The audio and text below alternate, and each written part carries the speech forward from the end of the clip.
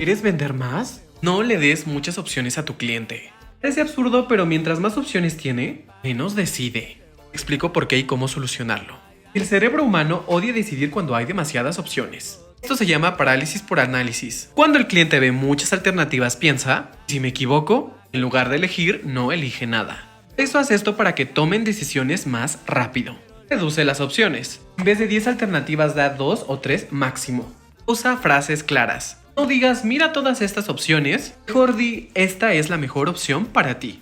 Muestra ejemplos reales. La gente decide más fácil cuando ve casos concretos en acción.